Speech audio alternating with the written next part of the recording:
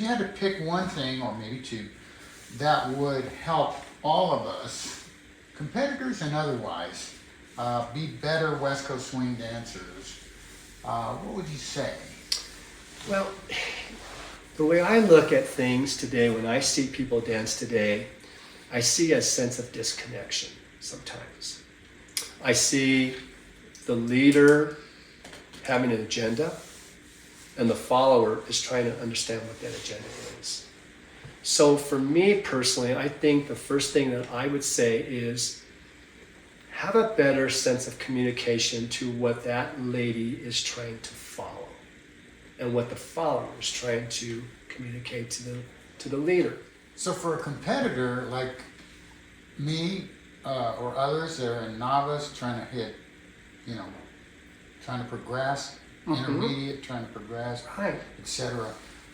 What would your advice boil down to? What I want, if I'm progressing like you, I wish I would have done it back in the day, is I want those judges to see that I have a clean basic and that I'm attaching to my partner.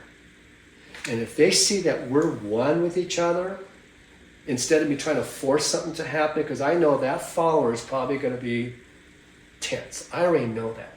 Everyone that gets on the dance floor is going to be tense because they're trying so hard to impress a judge.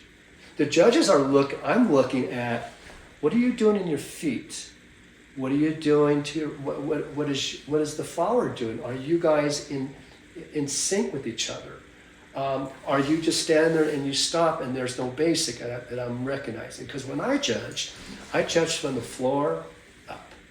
I say, okay, let me see what kind of basic he's doing. 1, 2, tap, then I start to count with you. If I don't see a rhythmical, a 1 and a 2 and a 3 and a 4, and it's just 1, 2, stop, stop, stop, and then I see arms trying to move that partner, and then the partner's doing this, then is say that you're in a preliminary and I'm looking at that partner, they're not matching to matching, and I'm judging a leader. I'm saying, well, he's first of all not giving her what she's needing. He's out of my top 10, or he's out of my top 15. But if I see an example with you, and you're giving a 1, 2, 3, and 4, 5, and 6, and you're doing a simple basic left side pass, underarm turn, tuck, and then all of a sudden you do a nice little cool move that you learned from Manny Viarrial in a day. And it's like a swing shot. And then you're going swing shot, and then you bring her in, and then you relax by letting that partner go, oh, let me feel what's going on, because then all of a sudden you heard something in the music. Mm-hmm. So I'm looking at your feet, relationship from the partner and what she's responding, and then I'm then saying, what is he hearing in the music? When I look at people, I look at the relationship first, Tim.